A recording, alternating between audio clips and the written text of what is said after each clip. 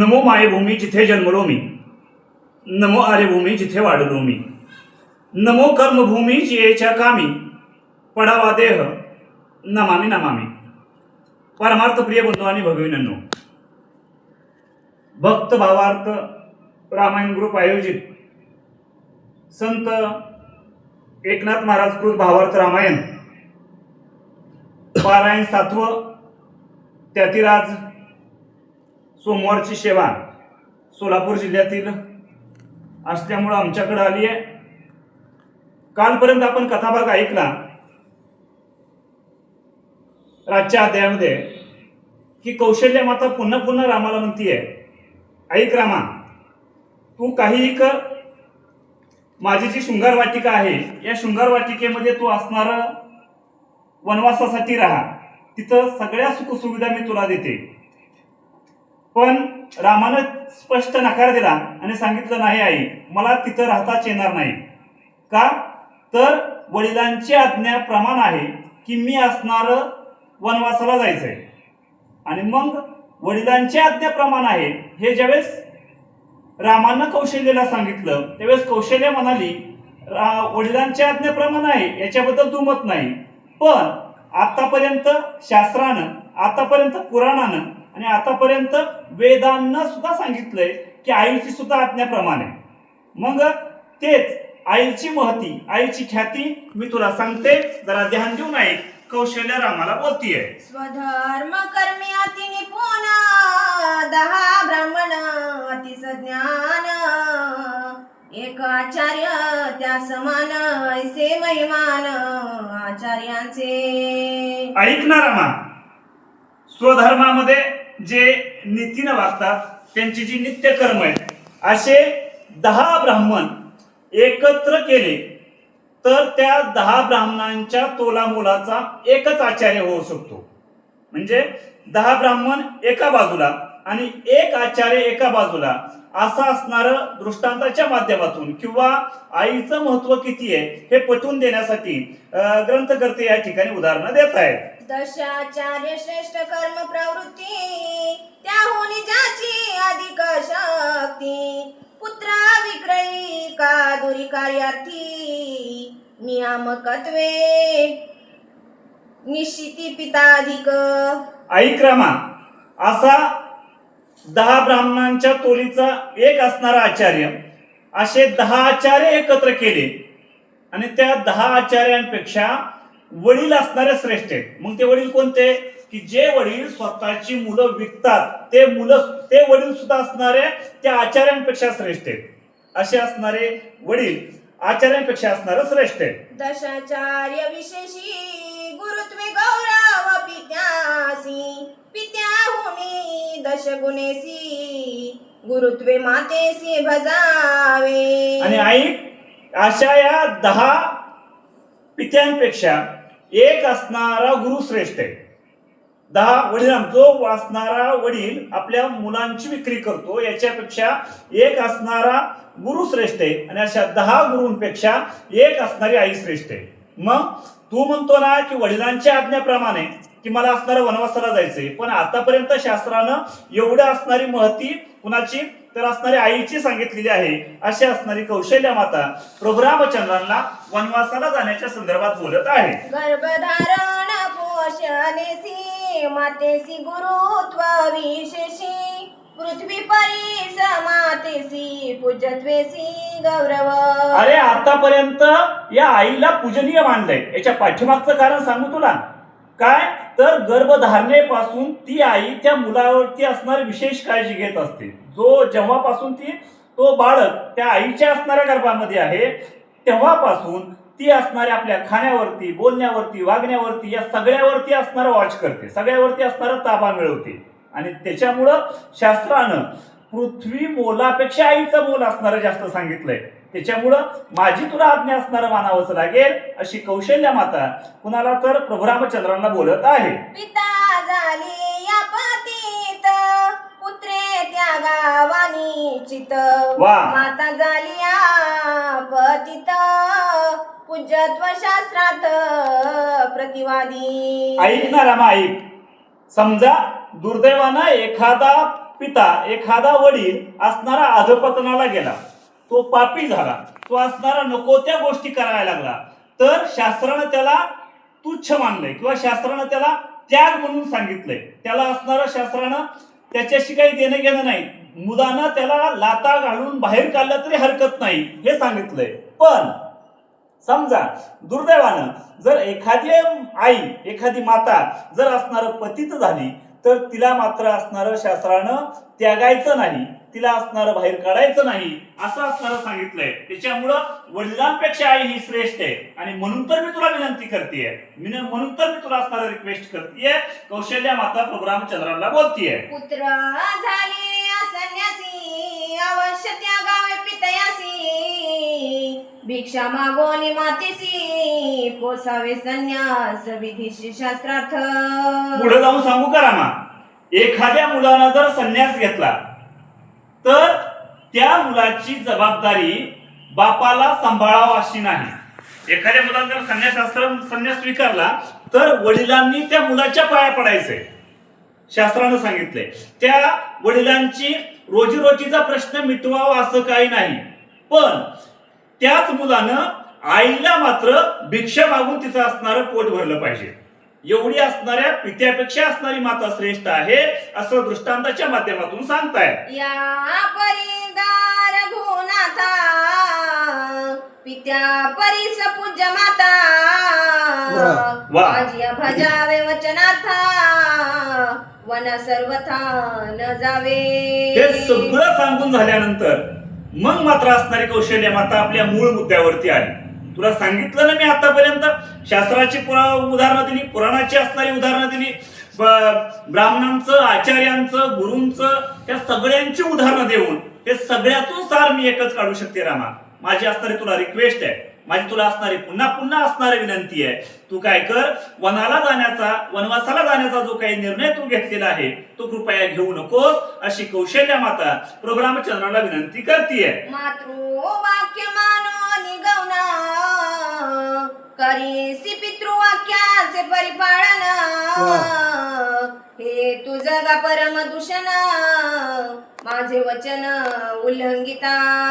ऐक रामा, तुझं माझं हे असणार शब्द, माझे हे असणारे वाक्य किंवा मी सांगितलेली जी गोष्टी आहेत त्याची तू अवहेलना केली, तू ते असणार टाळलं तर दोष तुला लागणार आहे. एका बाजूला तू बापाच्या आज्ञाप्रमाणे मानतोय का, तर तू वनवासाला कशावर निघाला की बापाने तुला आज्ञा केली म्हणून वनवासाला निघाला. पण याचा अर्थ असा नाही की बापाचंच ऐकायचं ना, आईची असणारी आज्ञा उल्लंघन करायची नाही. याच्यामुळे कदाचित तुला असणारा दोष लागेल, याच्यामुळे कदाचित तुला असणारं दुष्यन्न लागेल. त्याच्यामुळं मी पुन्हा पुन्हा तुला विनंती करतेय, माझ्या आज्ञेचं तू उल्लंघन करूच नको अशी कौशल्या माता बोलतीये. श्रीराम म्हणे कौशलेसी काय तू श्रेष्ठत्वे पूज्य होसी, याची विषयी पूर्व धर्मासी ऐक तुझ पासी सांगेन. हे कौशल्याचं बोलणं आहे ना, हे असणाऱ्या प्रभू रामचंद्राने शांत चित्ताने ऐकून घेतलं आणि प्रभू रामचंद्र कौशल्या मातेला बोलायला लागले. हो का आई, हो तू म्हणती ते तितकंच खरंय, तू जे बोलली ना हे मला पटतंय, पण तरी पण शास्त्रामध्ये काही असणारे काय अशी उदाहरणं झाली, ती उदाहरणं मी असणारे तुझ्यापाशी कथन करतो, ती बी असणार थोडंसं ऐक. या शास्त्रातली काही गोष्टी असणारे मी तुला सांगतो असे प्रभू रामचंद्र कौशल्या मातेला बोलतायत. पूर्वी पितृ वाक्य तत्वता परशुरामेची दिली माता, नुल्लंघीच पितृवचनाथा पूज्य पिता मनोनी. ऐक ना आई, ऐक.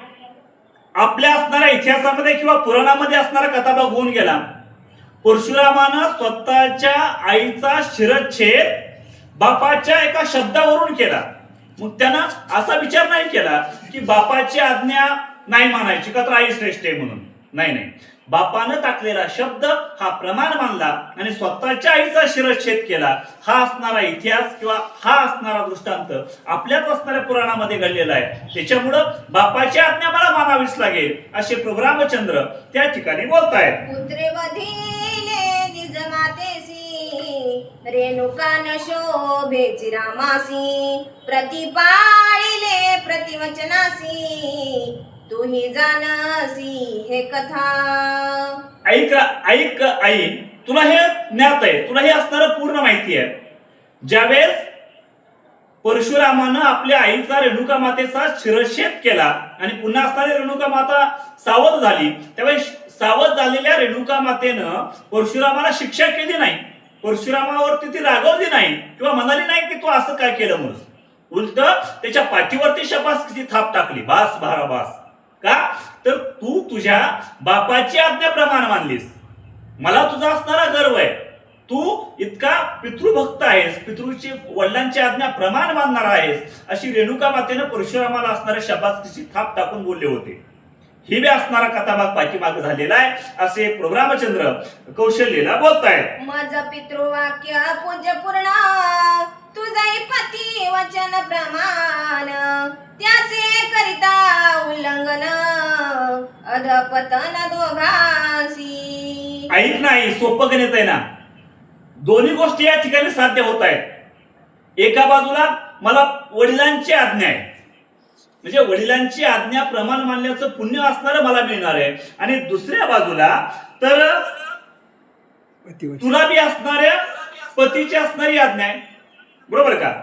तुझंही पतिवचन प्रमाण म्हणजे तुला बी असणाऱ्या नवऱ्याची आज्ञा प्रमाण मानल्याचं असणारं पुण्य मिळणार आहे. आणि समजा या दोन्ही गोष्टी जर मी प्रमाण नाही केल्या किंवा मी जर गेलो नाही तर पतीच्या अपमान झाल्याचं पातक तुझ्या मस्तकावरती बसणार आहे, आणि वडिलांचं आज्ञा न मानल्याचं पातक माझ्या मस्तकावरती बसणार आहे. त्याच्यामुळं या गोष्टी असणाऱ्या न होण्यासाठी मला हे वनवासालाच जावं लागेल अशी पुन्हा पुन्हा कौशल्या माता बोलतीये. ऐकोनी पुत्राच्या वचना, काय झालं? तुझा वियोग रघुनंदना, हीच. मरणा कुणी चौगुना, तरी सवेवना मजनी. आणि मग हे सगळं ज्यावेळेस असणाऱ्या कौशल्य मातेनं ऐकलं, कौशल्य मातेनं विचार केला की आपण बऱ्यापैकी समजून सांगायचा प्रयत्न केला, उमजून सांगायचा प्रयत्न केला, पण राम काय ऐकायच्या भूमिकेमध्ये नाही. मग तिनं काय केलं तर प्रभू रामचंद्रांना असणारी विनंती केली, ऐक रामा, तुझ्याशिवाय मी राहू शकत नाही, त्याच्यापेक्षा मला मरण आलं ना तर ते मी आनंदाने असणारं स्वीकारेन. तुझ्या विरहामुळं राहणं म्हणजे त्याच्या चौपट दुःख असणारं मला सहन करावं लागेल.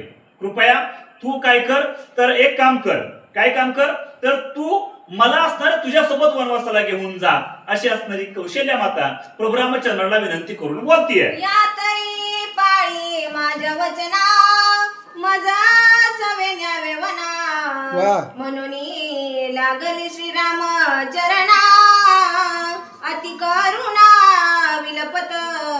मग एक काम कर ना, एका बाजूला बापाची आज्ञा पाळून तू वनवासाला निघतोय, मला तुझा सार्थ अभिमान आहे, तर दुसऱ्या बाजूला आईची बी आज्ञाप्रमाणे मान ना, आईची बी विनंती मान्य कर ना, मी तुझ्या सोबत असणारा वनवासाला येते, बस एवढीच माझी असणारी विनंती आहे तुला. माझी तुला आज्ञा आहे, पाया पडते रामा तुझ्या मी, पण तुझ्याशिवाय मी इथं राहूच शकत नाही, मी इथं जगूच शकत नाही, कृपया तू असणार मला घेऊनच चल अशी पुन्हा पुन्हा असणारी कौशल्या माता कुणाला तर प्रभू रामचंद्रांना बोलतीये. काय करू रे रघुनाथा, माझा तव मरण आता, नसा हवे वियोग व्यथा, वन सर्वथा मज न्यावे. अतिशय करुण अवस्थेमध्ये अतिशय असणाऱ्या दुःखांती झालेली असणारी कौशल्या माता पुन्हा पुन्हा प्रभू रामचंद्राला विनंती करतीये, रामा काय करू मी, एका बाजूला आड आणि दुसऱ्या बाजूला विहीर अशी माझी अवस्था झाली आहे, याच्यापेक्षा मरण आलं ना मरण तर मी हसतमुख स्वीकारेन.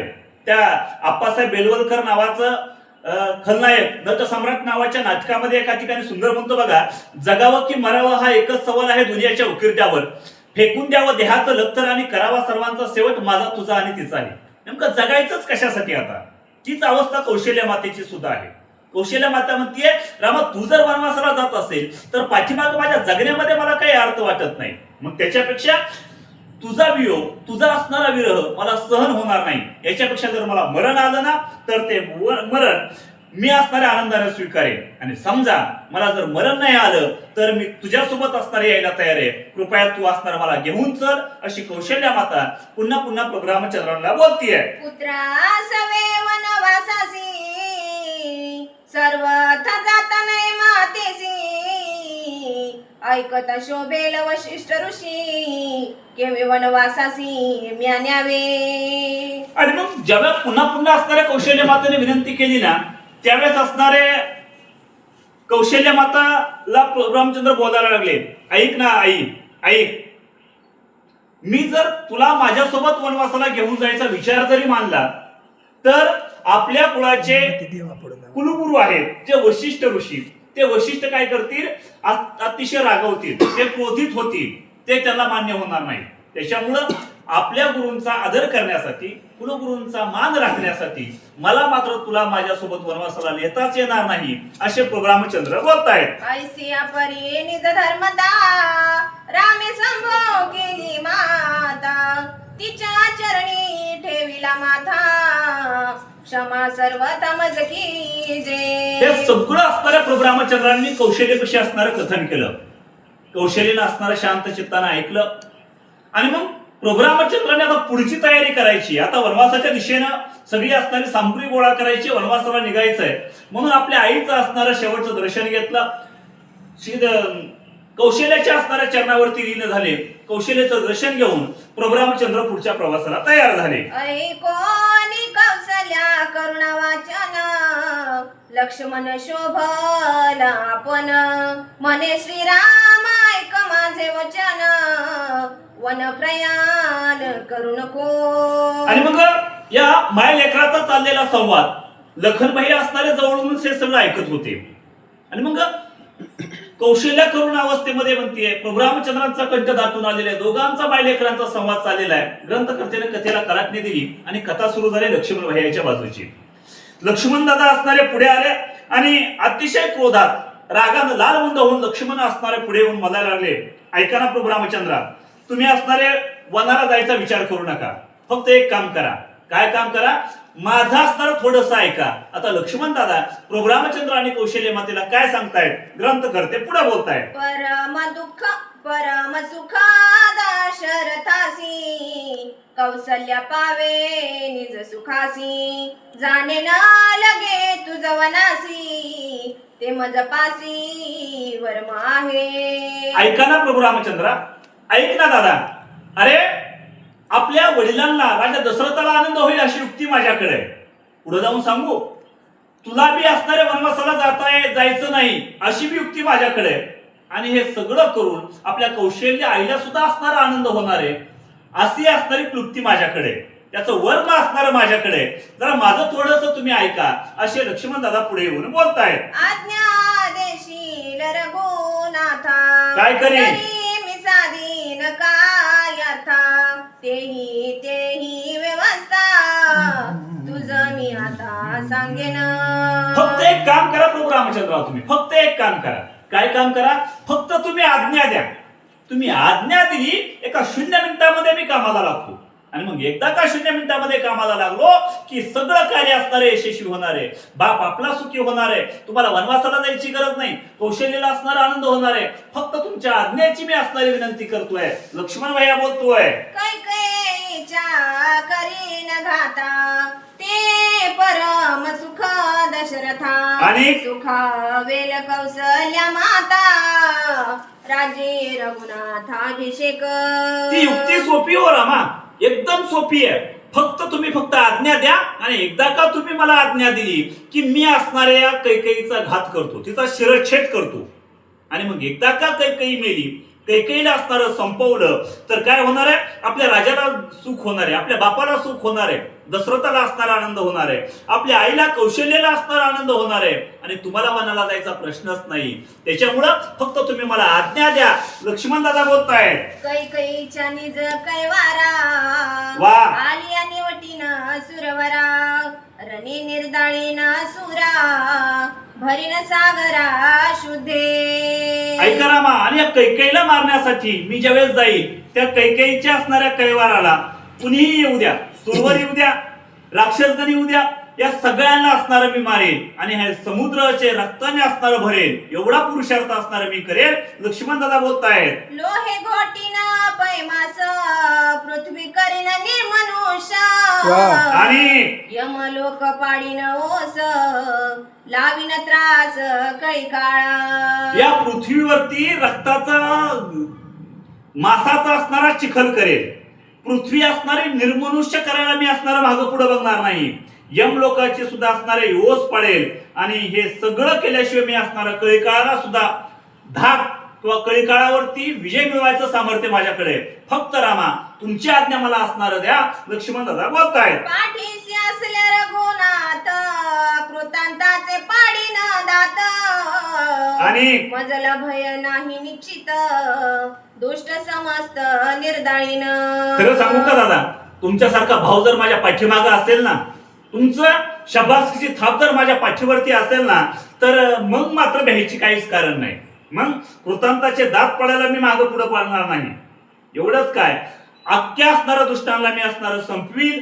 फक्त तुमची आज्ञा मला द्या, तुमची शबासकीची थाप माझ्या पाठीवरती राहू द्या. लक्ष्मण दादा पुन्हा पुन्हा बोलतायत. तू म्हणसी हे प्रमाण माझे वचन परम प्रमाण दुष्टा करावया निर्दळन अवतार पूर्ण श्रीराम. अहो रामा, तुमचाच असणार अवतारच त्याच्या पाशीसाठी ना. भक्ता राखी पायापाशी दुर्जनाशी संवारी. अहो हे दुर्जनच म्हणावं लागेल ना. एवढं मोठं चाललेल्या आनंदामध्ये विरजन एका स्त्रीमुळे जर येत असेल तर एकीला मारलं तर फरक काहीच पडत नाही ना. दुष्टांचं निर्धारण करायला वेळच लागणार नाही. त्याच्यामुळं आपल्या दृष्टीनं कैकेयी असणारे दुष्टच आहे आणि आपला अवतारच दुष्टांना असणारं संपवण्यासाठी आहे. त्याच्यामुळे कृपया तुम्ही काय करा तर मला आज्ञा द्या. लक्ष्मण भैया बोलतायत. दुष्टा माझे दुष्ट संपूर्ण मुख्यत्वे अति कैकयी जाण सारद श्री विध्वंसन प्रियाचे प्राणघातकी. अहो ही असणारी दुष्टांमधली दुष्टबाई आहे स्त्री. ही आई नाही आपली. ही कैकेयी म्हणजे आई नाही. ही दुष्टांमधली असणारी वाईटातली वाईट असणारी कैकेयी आहे. हिनं काय केलंय, आपल्याच लोकांचा विध्वंस मांडलाय. आपल्याच असणारा अयोध्येचा चक्काचूर करायचा विचार असणारा तिचा आहे. त्याच्यामुळं हिला मारल्याचं पातक मला अजिबात लागणार नाही. लक्ष्मण भैया बोलतायत. सुमुहूर्त दुष्ट दळणी पहिली कैकयीची बोहणी माता पुत्र विघडणी महापापिनी पतितापी. अहो हा चांगला मुहूर्त आहे. गुरु पुष्पामृत योग हा असणारा चांगला आहे आणि याच्यामध्ये भवानीच आपण या कैकेयीला मारून असणारा करू. हिनं काय केलं माहितीये, बापाची लेकाची ताटातूट केली आहे, एका असणाऱ्या आईची न मुलाची असणारी ताटातूट केली आहे आणि मग हिला ठेवून तरी काय करायचंय. पहिलं गिराईक भवानीचं गिराईक असणार कैकेयीला आपण बनवू आणि हिचा असणारा शिरच्छेद करू. लक्ष्मण भैया बोलतायत. दुखे रडे तो दशरथ त्याचा न मानी हे वचनार्थ पाया लागता नृपनाथ पती वचनार्थ मानिना. ऐका ना रामा, ऐका ना. आपल्या डोळ्यात एकच या सगळ्या गोष्टी घडल्या हो. आपला बाप राजा दशरथ पुन्हा पुन्हा त्या कैकेयीच्या चरणावरती लोटांगण घालत होता, नतमस्तक होत होता, पाया पडत होता. तू दिलेले वर असणारे माघारी घे म्हणून. पण हिच्या असणाऱ्या काळजामध्ये काहीही फरक पडला नाही. हिच्या विचारामध्ये फरक पडला नाही. एवढी अशी कोण लागून गेली की जिनं असणाऱ्या आपल्या बापाला सूर्यवंशी कुळातल्या राजाला पाया पडायची वेळ आणली आणि तरी बी असणारे ऐकत नसेल तर बापाची आज्ञाप्रमाण म्हणून किंवा बापाच्या हितासाठी आपण हिला असणारे संपू. लक्ष्मण भैया बोलतायत. पित्या पुत्रा करावया तुटी दुष्ट दुष्ट दृढ दृष्टत्व कैकयीच्या पोटी राम घाल विदिकपटी परम खोटी हे की. हिनं असणारे एकच ठरवलंय, बापाची आणि मुलाची ताटातूट करायची. बस, याच्याशिवाय दुसरं काय नाही. हिचा स्वार्थच असणारा आहे आणि मग बापाची मुलाची जर ताटातूट करत असेल तर हिला कशाला ठेवायचं आपण. हिलाच असणारं संपून टाकू ना. हिलाच असणारं काय करू तर हिलाच असणारं यमसदनाला पाठवू. अशी कौशल्य मातेच्या समोर लक्ष्मण भैया प्रोग्रामचंद्रांना बोलतायत. हिचा करिता पैघात सुख होईल जगात कौशल्यसी दशरथ प्राप्त राजी रघुनाथ अभिषेक. ऐका रामा, ऐका. फक्त एका स्त्रीमुळे हे सगळं चाललंय, एका कौशल्यामुळे चाललंय. आणि समजा दुर्दैवानं समजा आपण आपल्या विचारानं या कैकेयीला संपवलं होतं तर किती गोष्टी आपल्याला फायद्याच्या होणार आहेत बघा ना. राजा दशरथाला आनंद होणार आहे, कौशल्याला आनंद होणार आहे आणि अयोध्येच्या गादीवरती राम असणारा बसणार आहे. फक्त एका कैकेयीमुळे हे सगळं चाललंय. मग तिलाच असणारं कशाला ठेवू, तिलाच असणारं संपू, असे असणारे लक्ष्मण बोलतायत. भद्रुवचन नानी दृष्टी श्रीराम द्वेषी महाटी इसी मारिया पुण्यकोटी स्वानंद पुष्टी ती लोकी. आणि मग ही असणाऱ्या मुलाबद्दल असणारे अपशब्द बोलतीये किंवा ती रामाबद्दल असणार द्वेष मनामध्ये आहे, ही कपटी आहे, हिच्या मनामध्ये असणार काय लालच आहे, मुलाबद्दल असणारं लालच आहे, गादीबद्दल लालच आहे, त्याच्यामुळे हिला संपवायचाच विचार असणार आपण करू. येच विषयी रघुनाथा मज आज्ञा देई जे आता म्हणून चरणी ठेविला माथा शोभकता निवार. आणि मग हे सगळं पाठीमागचा असणारा इतिहास लक्ष्मणानं असणारा सांगितला, हिचे असणारे गुणदोष असणारे सांगितले आणि या सगळ्यासाठी प्रभू रामचंद्र तुमच्या पायावरती नतमस्तक होतो. लोटांगण घातलं लक्ष्मणानं प्रभू रामचंद्रांच्या पायावरती आणि सांगितलं फक्त आता तुमच्या हो म्हणण्याची वाट मी बघतोय. एकदा का तुम्ही हो म्हणला, तुम्ही असणारा होकार दिला की 0 मिनिटामध्ये असणारा तिचा मी कार्यक्रम बनवतो, 0 मिनिटामध्ये असणारा तिला यमसदनाला पाठवतो, असे लक्ष्मण भैया प्रभू रामचंद्रांना बोलतायत. देखोनी सौमित्राचे चिन्ह श्रीराम त्यासी दे समाधान तुझे बळांग वन संपूर्ण मी आपण स्वये जाणे. हे सगळं बोलणं असणाऱ्या प्रभू रामचंद्रांनी लक्ष्मणाचं ऐकलं आणि आता प्रभू रामचंद्र लक्ष्मणाला बोलायला लागले, अरे लक्ष्मणा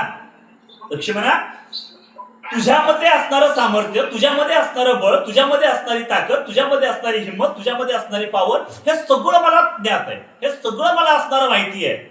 पण आपल्याकडे असणारी ताकद, आपल्याकडे असणारी शक्ती कुठं खर्च करायची याला बी काही बंधन आहेत, काही नियम आहेत. जरा ध्यान देऊन ऐक, प्रभू रामचंद्र बोलताय. वाटीव लाटीव वीरवृत्ती चारी पुरुषार्थ तुझे हाती एवढे असोनी अपकीर्ती आपण प्रती येऊने दी. अरे तुझ्याकडं सामर्थ्य आहे, तुझ्याकडं शक्ती आहे, तुझ्याकडं बल आहे, तुझ्याकडं सगळ्या गोष्टी आहेत, हे असल्यावर त्याच्यामुळं आपल्यावरती अपकीर्ती होईल किंवा आपल्याला असणारा डाग लागेल, आपल्याला असणारा कोणतरी बोल देईल, असं होता कामा नाही. असं अजिबातच असणारं होऊन द्यायचं नाही. आपल्या ताकदीचा, आपल्या शक्तीचा वापर हा योग्य ठिकाणी करावा. आपल्या शक्तीमुळं, आपल्या ताकदीमुळं, आपल्या बळामुळं आपल्याला गालबोट लागेल असं काही करता कामा नये. असं वर्तन असणारं चुकीचं आहे, प्रभू रामचंद्र सांगताय. आतुर बळी पुरुषार्थेसी तेने मारावे मातेसी दुःख द्यावे पितयासी हेची आम्हासी अपकीर्ती. ऐक ना रामा, ऐक ना लक्ष्मणा. अरे तू जर समजा दुर्दैवानं कैकेयीला मारलं तर त्याची अपकीर्ती काय होईल माहितीये का? आपल्या बापाला असणारं दुःख होईल, आपल्या राजा दशरथाला असणारं दुःख होईल आणि राजा दशरथाला दुःख झाल्यानंतर आपली असणारी अपकीर्ती असणाऱ्या त्रिभुवनामध्ये होईल. म्हणजे काय शक्तिशाली पोरगा, काय असणारं बलवान असणारं लक्ष्मण यानं काय केलं, स्वतःच्या आईला मारलं. बस म्हणजे आपल्या शक्तीचा वापर कुठं करावा याला बी काही नियम आहेत, काही असणारं बंधन आहेत. त्याच्यामुळे कृपया तुझा जो निर्णय आहे तो पाठीमाग घे, तुझा निर्णय असणारा चुकत आहे, असे प्रभू रामचंद्र बोलतायत. पित्यासी पडयंती सर्वथा ते तव आपली सखी माता तिच्या करिता निज घाता अधर्मता शास्त्रार्थी. ऐक ना असणाऱ्या रामा, वडिलांची असणारी आज्ञाप्रमाणे मानून जर त्या असणाऱ्या वडिलांच्या बायकोला मारलं किंवा आईला जर मारलं तर त्याचं दुःख मात्र असणारे आपल्याला भोगायला येणार आहे. त्याची अपकीर्ती या त्रिभुवनामध्ये होणार आहे, या त्रिभुवनामध्ये होणार आहे. आणि मग एवढ्या बळाचा असणारा वापरच काय, आपल्याला उपयोगच काय? कारण शक्तीच्या जोरावरती जर अपकीर्ती होत असेल तर ती शक्ती काही कामाची, असे प्रभू रामचंद्र बोलतायत. पित्याने हात घातला दासीसी हेते तव माता होय पुत्रासी विरुद्ध करू नये तियेसी म्या कैकईसी केवी मारू. अहो आपल्या एखाद्या वडिलांनी जर दाशीला हात घातला, दाशीला जर आपलीशी करून घेतली तर त्या दाशीला सुद्धा मारायची नाही. ते सुद्धा असणार आईच आहे आपली, ती असणारी आपली माताच आहे. त्याच्यामुळं कैकेयीला मारण्याचा तुझा जो विचार आहे, कैकेयीबद्दल तुझ्या मनामध्ये जो असणारा विचार आलेला आहे तो कृपया बाजूला काढ.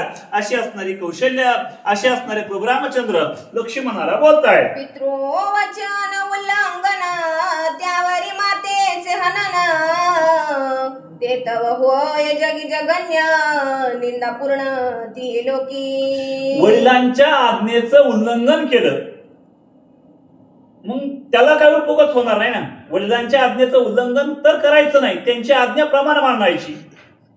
कशावरती? नुसती कागदोपत्री नाही. काल फादर डेगा झाला, प्रत्येकाने बापाचा टेस्ट ठेवला. बाप काय असतो, बाप हे असतो, बाप ते असतो, बापाशिवाय आपलं अस्तित्व नसतं, आपल्याशिवाय बापाचं अस्तित्व नसतं. म्हणजे बापाची आज्ञा प्रमाण मानणं, त्याच्या आज्ञेचं असणारं उल्लंघन करणं. उल्लंघन जर केलं आणि उल्लंघन करून जर मातेचं हनन केलं तर त्याची असणारी अपकीर्ती, त्याची असणारी हननाची बाजू ही आपल्याच बाजूला येते. असे असणारे प्रभू रामचंद्र बोलतायत.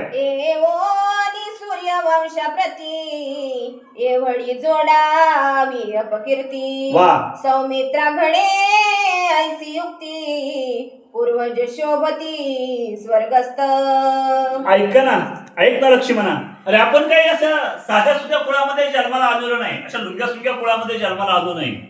आपण सूर्यवंशी कुळामध्ये जन्माला आलोय. राजा हरिश्चंद्र असेल, राजा शबी असेल, असे असणारे सत्ववान राजा आपल्या कुळामध्ये जन्माला आलेत, ज्यांना स्वतःच्या अंगाचं मांस त्या सशानाला दिलं. असल्या राजांच्या कुळामध्ये आपण जन्माला आलोय. आणि मग त्या कुळामध्ये जन्माला येऊन आपण कीर्ती काय केली, आपण पराक्रम काय केला, तर स्वतःच्या आईला मारलं. म्हणजे पूर्वज सुद्धा असणारे आपले नरकात बसतील, पूर्वजांना सुद्धा असणारं खाली बघायचं येईल, ते सुद्धा विचार करतील, अरे अरे अरे अरे पुढे जाऊन असणारे आपल्या वंशामध्ये, आपल्या सूर्यवंशी कुळामध्ये असली संतती जन्माला आली. त्याच्यामुळे तुझा जो निर्णय आहे, तुझा जो विचार आहे, तो विचार असणारा कृपया बाहेर काढ. सोन्याची सोरी पारिजिली घरची म्हातारी कोचिली ते अपकीर्ती आम्हीच केली जरी वधिली कैकेयी. ग्रंथकर्त्याने सुंदर दृष्टांत दिलाय किंवा राम दृष्टांताच्या माध्यमातून बोलतायत.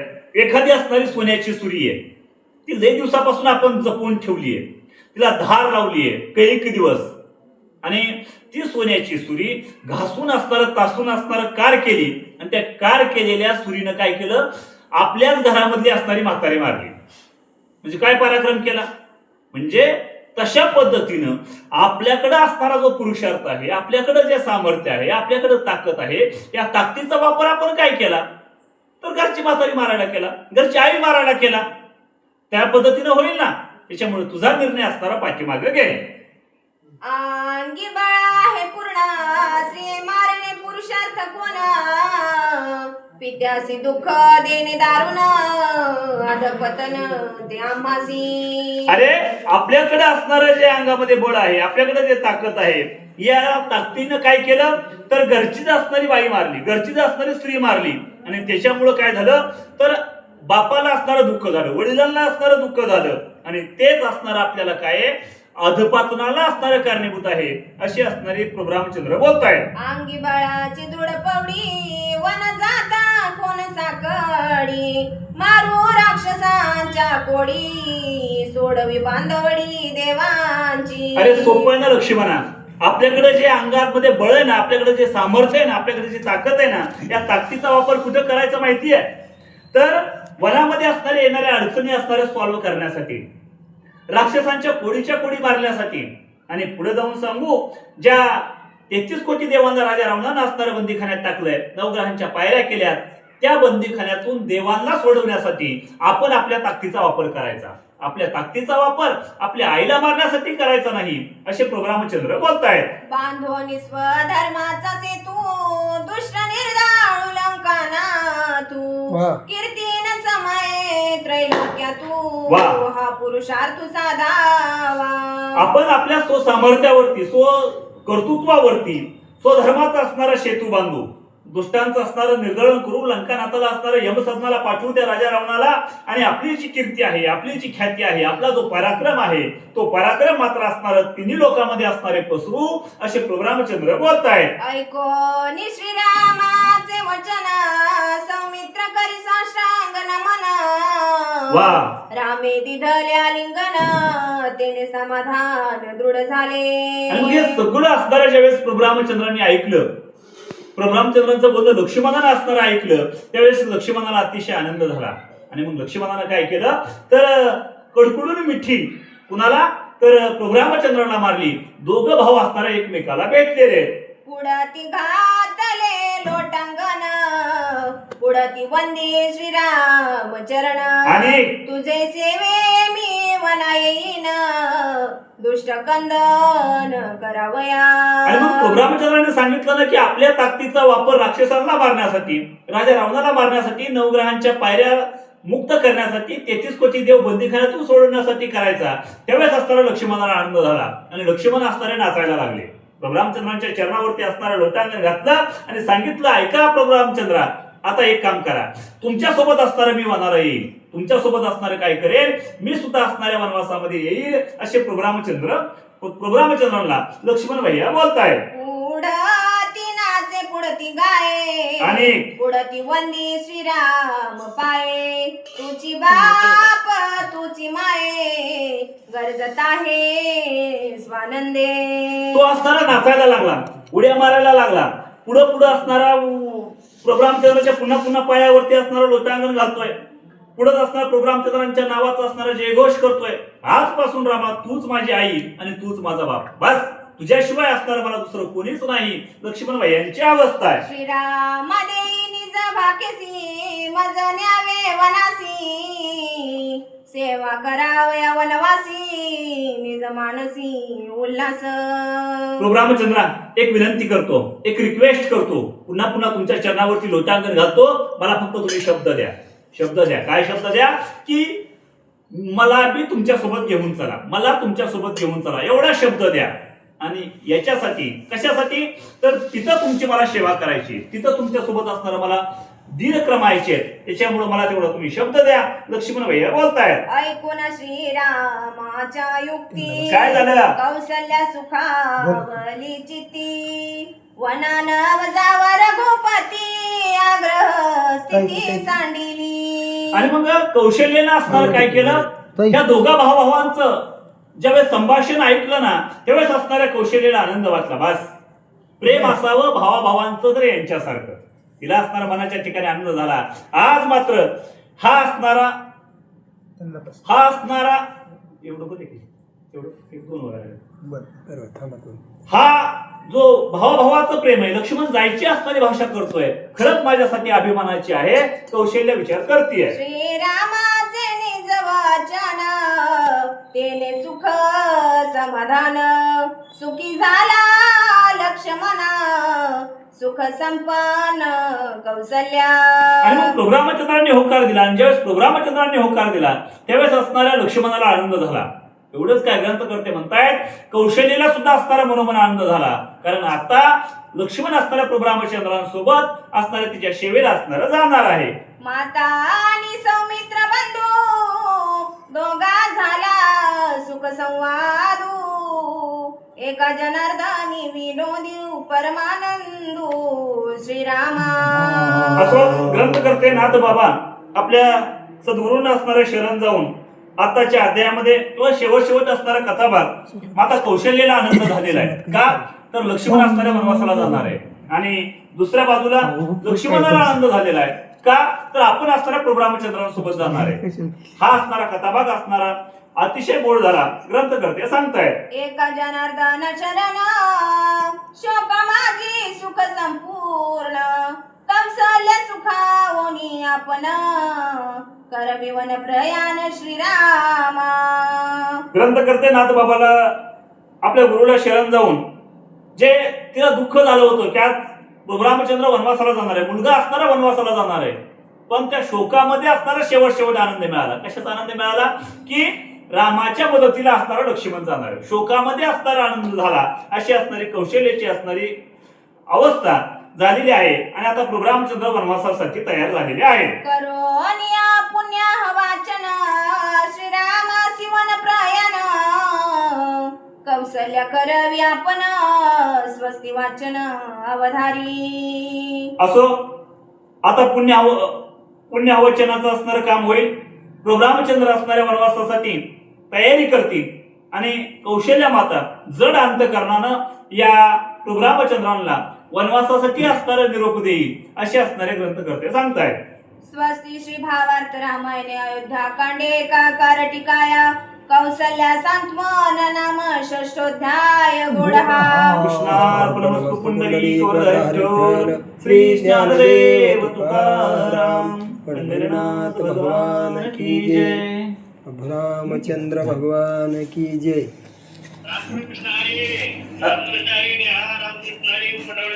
ओ रामकृष्ण हरी. आता चेंज करतो महाराज.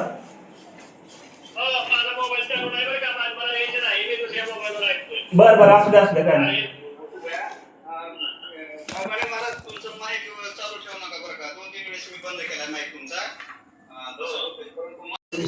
एक अक्षर पुसा महापातकनाशन. सर्व श्रोते सज्जन मायबापो, कथेचं अनुसंधान असं आहे. अयोध्याकांडातील 7व्या अध्यायाच्या कथेला प्रारंभ झालेला आहे.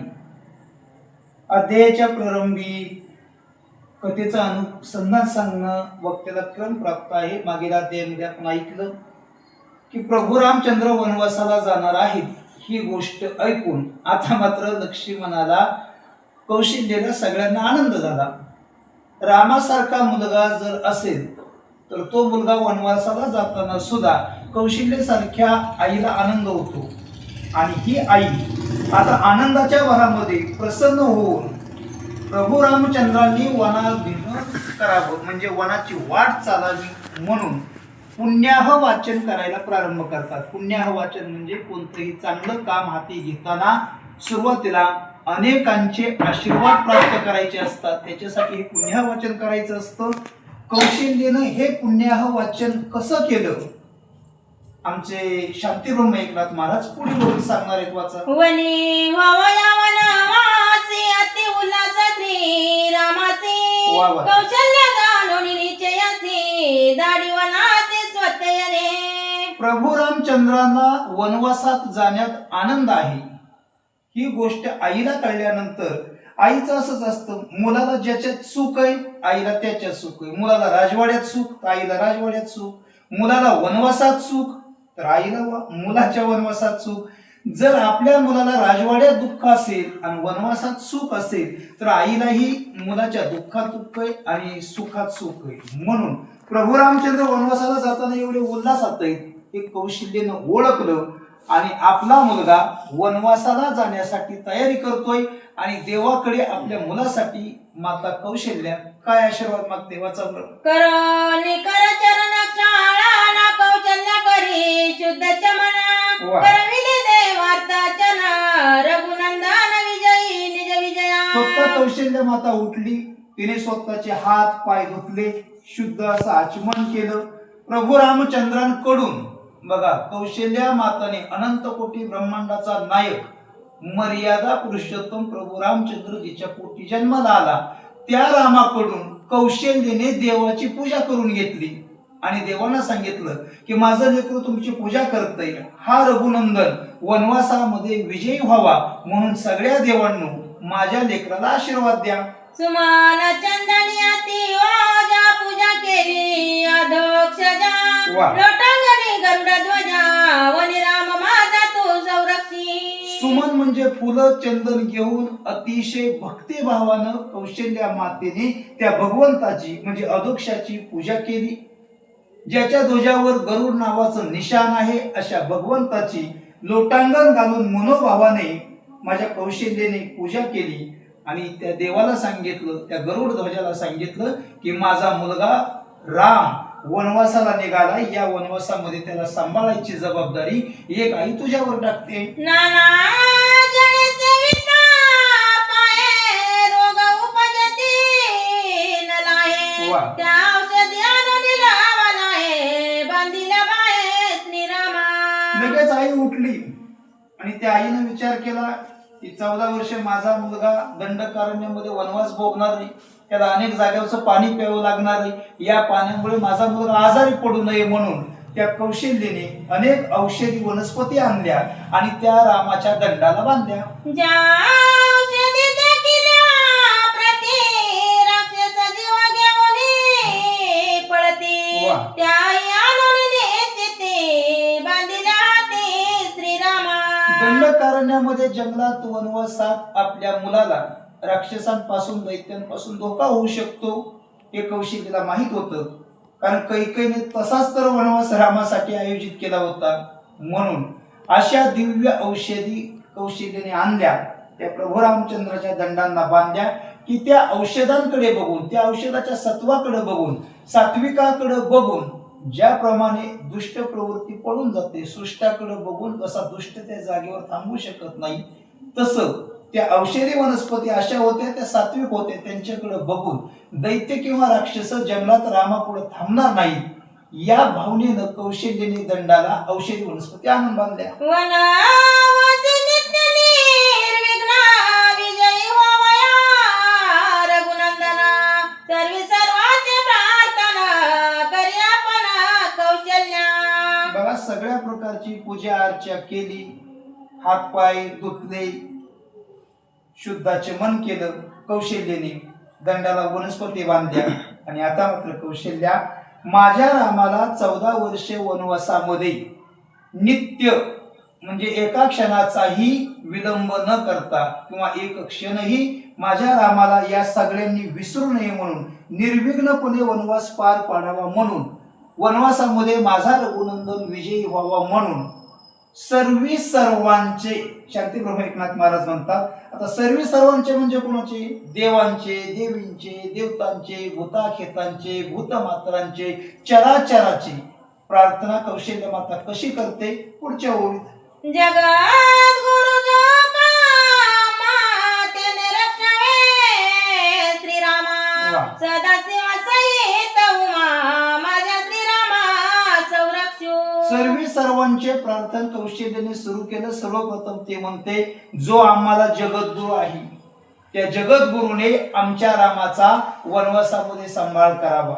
सदाशिवासहित उमा म्हणजे भगवान शंकराने आणि पार्वतीने माझ्या श्रीरामाचा वनवासात सांभाळ करावा. विष्णू जो त्रिलोक्यानाथ तेने रक्षावा माझा रघुनाथ, वा. विचारत वनांत साय संतत हरणीसी. भगवान विष्णू जो या त्रैलोक्याचा म्हणजे स्वर्गाच्या 21 माळ्या असतील, 7 पातळ असतील, हा मृत्यूलोक असेल, 9 खंड असतील, 7 द्वीप असतील, या सगळ्याचा मालक असणारा भगवान विष्णू. आणि त्याच भगवान विष्णूचा खरं तर हा प्रभू रामचंद्र अवतार आहे. पण हे आईचं प्रेम असतं. ज्याप्रमाणे कृष्णाने खोड्या करू नयेत म्हणून यशोदेने गणपती बाप्पाला नवस करावा, अगदी त्यातला प्रकारे भगवान विष्णूंना प्रार्थना करते एक आई की माझा मुलगा वनवासाला निघाला आहे, तू त्रैलोक्याचा नाथ आहे, माझा मुलगा वनवासात फिरताना 14 वर्ष त्याला कसलाही त्रास होणार नाही, त्यासाठी देवा तू माझ्या रामाला साह्य हो. साय होऊत ऋषी गण, साय होऊत सीता चरण, साय होऊत मारुदरण रघुनंदन वनवासी. माझ्या रामाला वनवासामध्ये सहस्त्र 88 हजार ऋषींना हात मारून कौशल्याने सांगितलं की बाबांनो माझा मुलगा वनवासाला निघाला, 14 वर्ष तुम्ही त्याला सांभाळा. हे जे सगळे सिद्ध आहेत, चारण आहेत, विद्याधर आहेत, त्या सगळ्यांना सांगितलं. इंद्राचे सेवक असणारे ते जन्माला आलेली माहिती आपल्याला 749 या सर्व मरुदगणांना माझी कौशल्य माता प्रार्थना करते की रघुनंदन वनवासाला निघालाय, तुम्ही त्याला मदत करा. उषा दाता मित्र चंद्र यमादित्या, वा. वरुण वसुवी देवी दाता वनी रघुनाथा रक्षावे. अनेक देवी देवतांना ही कौशल्य माता हात करते, हात पसरते, पदर पसरते, हाका मारते आणि प्रार्थना करून सांगते की वनवासामध्ये रघुनाथ म्हणजे प्रभू रामचंद्र निघाले. उषा, भग, आर्यमा, धाता या देवता आहेत. सूर्य, चंद्र, यम, वरुण, अष्टवसु, विधी, विधाता या सगळ्यांना प्रार्थना करून कौशल्य माता म्हणते की रामाला वनवासामध्ये सांभाळा. 11 रुद्र 14 इंद्र वा. पदी रक्ष उपेंद्र साय बहुत सप्त सागर स्थिर समुद्र शेषशायी. 11 रुद्रांना हाका मारून कौशल्य सांगते, 14 इंद्रांना हाका मारून सांगते की पदोपदी प्रत्येक पावलावर पाय या अवयवाची उपेंद्र नावाची देवता, त्या देवतेला सांगते की पायामध्ये ताकद येऊ दे, अवसान येऊ दे. पदोपदी 14 वर्ष माझा राम अनवाणी चालणार आहे, त्याच्या पायाचा सांभाळ करा. तुम्ही सगळ्यांनी 7 समुद्राला सांगितलं, मग तो दुधाचा असेल, दह्याचा असेल, तुपाचा असेल, खाऱ्या पाण्याचा असेल, गोड्या पाण्याचा असेल, दारूचा असेल, उसाच्या रसाचा असेल, 7 समुद्रांना सांगितलं की तुम्ही सगळ्यांनी 14 वर्ष माझ्या रामाला सांभाळा. 4 वेद 14 विद्या श्रीराम साय बहुत सदा वा. मंत्र मूर्ती मंत्र अनुवादा राम सर्वदा रक्षमा. 4 वेदांना ऋग्वेद असेल, यजुर्वेद, अथर्ववेद, सामवेद, 14 विद्या, त्या 14 विद्यांना सांगितलं की तुम्ही सतत माझ्या रामाच्या जवळपासच राहायचं, माझ्या रामाचा सांभाळ करायचा. मंत्रांच्या ज्या मूर्ती आहेत, मंत्रांचा जो अनुवाद आहे, म्हणजे मंत्र तर आहे पण मंत्राची तयार होणारी मूर्ती आणि मंत्राचा निघणारा अर्थ, या सगळ्यांनी रामाचा सांभाळ करायचा. वेदा माझी अतवर्ण त्याचे मंत्र अति दारुण श्रीराम साय बहुत संपूर्ण वनी निर्वग्न करावया. सर्व वेदांमध्ये जो अथर्ववेद श्रेष्ठ आहे, त्याच्या ज्या श्रुती आहेत, त्याचे जे मंत्र आहेत ते अतिशय सामर्थ्यवान आहेत. त्या वेदाच्या मंत्रांना कौशल्य सांगते की माझं लेकरू प्रभू रामचंद्र वनवासाला निघालाय, 14 वर्ष त्याचा हा वनवास निर्विघ्नपणे पार पाडण्यासाठी तुम्ही त्याला सहाय्य व्हा. 7 ऋषी आणि ब्रह्म ऋषी राम रक्षत देव ऋषी नारदा लागत पायाचे माझ्या रामासी तू रक्षी. जे 7 ऋषी आहेत, त्याच्यात मरीची आहे, वसिष्ठ ऋषी आहे, कृतु ऋषी आहे, पुल आहे, पुलस्य, अंगिरस, अत्रि ऋषी, या सर्व ऋषींना कौशल्य सांगते हे सप्त ऋषी हो. तसेच ब्रह्म ऋषी, नारदा आणि या सगळ्या देव ऋषींनो, माझा राम वनवासाला निघाला आहे, त्याचा 14 वर्ष सांभाळ करा. शनी भौम महाक्रूर राहू केतु गुरु शुक्र श्रीरामाचे नवाने वक्र अहोरात्र रक्षावे. आईचं प्रेम किती वेळ असतं. माझ्या शांतीब्रह्म एकनाथ महाराजांनी कौशल्याच्या मुखातून देवांसाठी केलेली प्रार्थना सांगते की जरी अनंत कोटी ब्रह्मांडाचा नायक कौशल्याचा मुलगा होऊन आला तरी सुद्धा अख्ख्या चराचराला कौशल्यानं काम सांगितलंय. शनीला सांगितलं, मंगळाला सांगितलं, महाक्रूर असणाऱ्या राहूला सांगितलं, केतूला सांगितलं, गुरुला सांगितलं, शुक्राला सांगितलं की हातात तुम्ही वाकडं तिकडं इतर वेळी चालता त्यावेळेस ठीक आहे, इतर वेळेस तुम्ही चालता त्यावेळेस त्याची आई त्याच्या सोबत असते आणि ज्यावेळेस त्याची आई सोबत असते त्यावेळेस तुमच्यासारखे राहू की तो काय करणार आहेत माझ्या लेकराचं. पण आज माझा मुलगा आईला सोडून वनवासात चाललाय, म्हणून तुम्ही माझ्या रामाशी वाकडं न चालता अहोरात्र अहर्निशी दिवस रात्र त्याला सांभाळा. नक्षत्र आणि नक्षत्रपती ध्रुवे रक्षावा श्री रघुपती सप्त ऋषी अंधुरते श्रीराम मूर्ती तुम्ही रक्षा. सगळ्या नक्षत्रांना सांगितलं, 27 नक्षत्र आणि त्यांचा पती असणाऱ्या चंद्राला सांगितलं आणि त्या ध्रुव बाळाला सांगितलं. तो ध्रुव बाळ म्हणजे कोण? ज्याला स्वतःच्या बापाच्या मांडीवर बसायचा अधिकार नव्हता, सावत्राई त्याला लगेच ढकलून द्यायची आणि त्यानं याच देवाकडे जावं आणि त्याला बसायला जागा मागावी. तो ध्रुव आज अढळपद घेऊन बसला. त्या ध्रुवाला ज्यानं अढळपद दिलं तोच भगवान विष्णू प्रभू रामचंद्र वनवासाला निघाला आणि कौशल्याने त्याच ध्रुवाला सांगितलं, हे बघ आता माझा मुलगा वनवासाला निघालाय, 14 वर्ष ध्रुव बाळा माझ्या मुलाला सांभाळ. नक्षत्रांना, चंद्राला सांगितलं, ध्रुवाला सांगितलं, सप्त ऋषींना सांगितलं, अरुंधती सहित सगळ्यांना सांगितलं की माझ्या रामाला तुम्ही 14 वर्ष सांभाळा. विजाची तका कुळती तुम्ही न पडावे श्रीरामा प्रती वा. नाना विद्या दिव्या दीप्ती तुम्ही रघुपती रक्षावा. या कडकड करणाऱ्या विजा अचानक कोणाच्या अंगावर पडतील भरोसा नाही. आणि प्रवास तर सगळा, जगणं सगळं, राहणं जंगलात असल्यामुळं आईला ते विजांची सुद्धा आठवण झाली. ते विजांना काकुळत येऊन आई म्हणते की बाबांनो, आता या 14 वर्षात तुम्ही माझ्या रामाच्या जवळ येऊ नका, माझ्या रामाच्या अंगावरती पडू नका, आणि जेवढ्या काही आपदा या होणार आहे त्या सगळ्या तेजांना दिव्य दीप्तीनं सांगितलं, त्या तेजाला सांगितलं की तुम्ही माझ्या रामाला या 14 वर्षात अजिबात छेडू नका.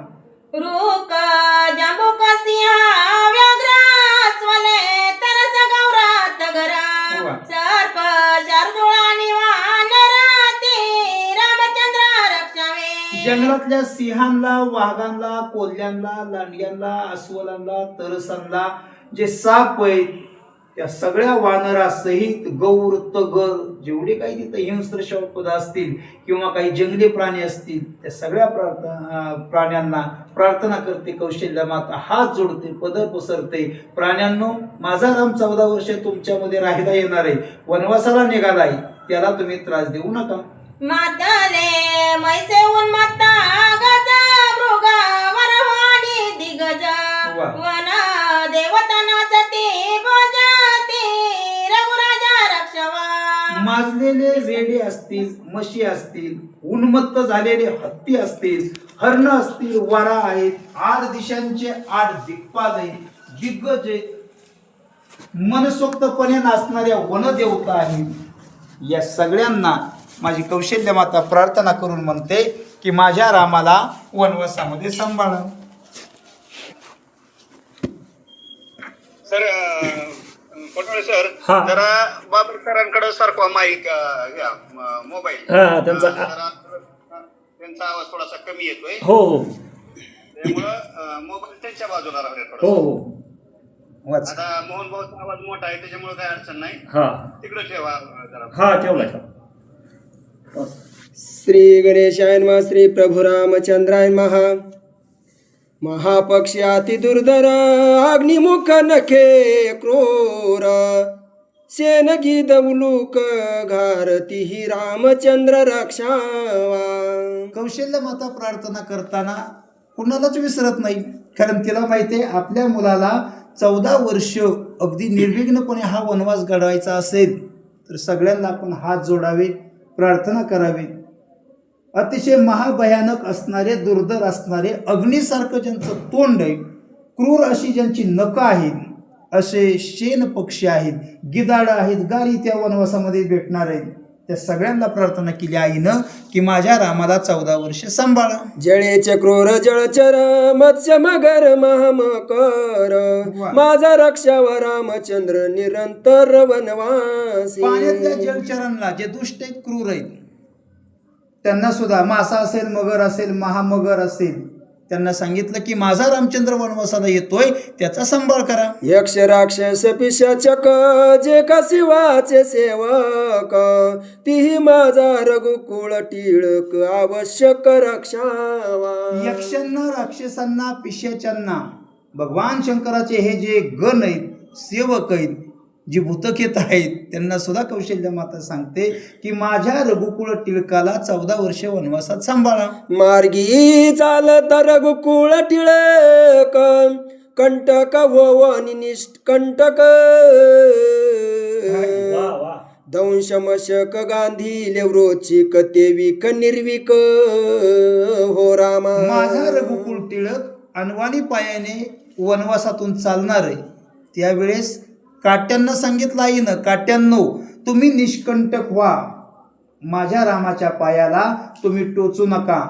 आणि दंश करणाऱ्या ज्या माश्या असतील, गांधील माश्या असतील, डास असतील, चिलट असेल, आणि जे विषारी साप आहेत, त्यांना सांगितलं की बाबांनो 14 वर्ष माझ्या रामाला दंश करू नका, तुम्ही स्वतःच निर्विष व्हा. वाचा.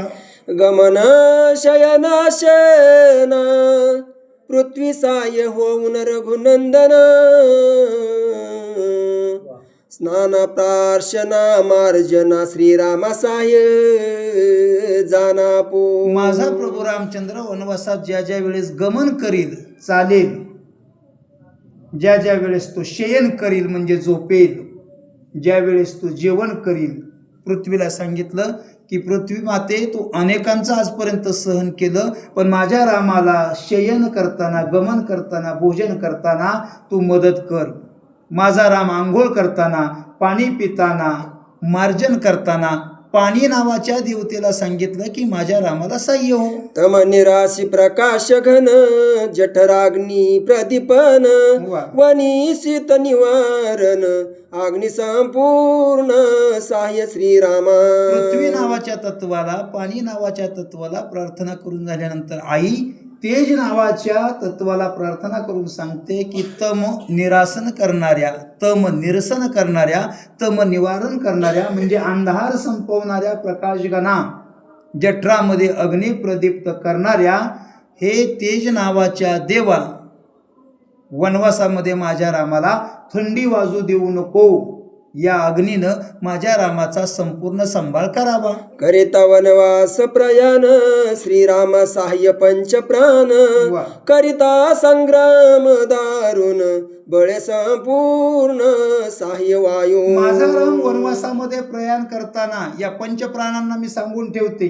प्राण असेल, अपान असेल, व्यान असेल, उदान असेल, समान असेल, या सगळ्यांना सांगून ठेवते माझ्या रामाला सहाय्य व्हा.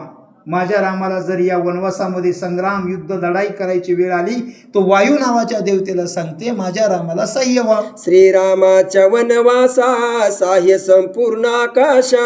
वा. हृदयी चिंतेचा पै वळसा अल्प ही आई सारी घोनेदी. श्रीरामाच्या वनवासामध्ये 14 वर्षाच्या कालखंडामध्ये आकाशात तू सुद्धा सहाय्य करावं, माझ्या रामाला मदत करावी. आणि हे बघ, हृदयामध्ये जे हृदयाकाश आहे त्याच्यामध्ये या 14 वर्षात चिंतेचा लवलेश सुद्धा उमटणार नाही याची काळजी आकाश नावाच्या तत्वाने घ्यावी अशी आई प्रार्थना करते. दिशानी विदिशा साय होऊत श्रीराम परेशा. वा वा. हृदयी दावोनी चितवी लासा चिंतेचा धिमसा निवटावा. या सर्व ज्या दिशा आहेत, मुख्य दिशा 4 आहेत, उपदिशा 4 आहेत, या 10 दिशांना कौशल्य माता सांगते की वनवासामध्ये माझ्या रामाला सहाय्य करा. आणि हे बघ, परब्रह्मरूपी असणाऱ्या भगवंता, माझ्या देवाच्या, माझ्या रामाच्या हृदयामध्ये तू राहावं. आणि ज्याच्या हृदयामध्येच देव आहे त्याच्या हृदयामध्ये पुन्हा चिंता उरत नाही. म्हणून देवा तू माझ्या रामाच्या हृदयामध्ये प्रवेश करावा आणि 14 वर्षे त्याच्या हृदयामध्ये कसलीही चिंता निर्माण होणार नाही याची काळजी घ्यावी अशी कौशल्य प्रार्थना करते. ऋतू मास संवत्सर लवनी मेषादी तिथिवार. वा. होरा मुहूर्ता हो रात्र श्रीरामचंद्र रक्षावा. या ऋतूंना सांगते कारण 14 वर्ष आहेत. 14 वर्षात अनेक ऋतू येणार आहेत, अनेक महिने येणार आहेत, अनेक वर्षे येणार आहेत. असे क्षण, सेकंद, पळ, लव, निमेष, होरा, मुहूर्त, मुहूर्त आवाज आणि येत नाही, रेंज नाही तुम्हाला. काय झालं? कोठावळे सर, हा अहो आवाजच आहे ना, रेंज. हा येतं येतं. मधोमध ठेवा जर मोठा आवाज लयच कमी येऊ लागलाय. बर बस.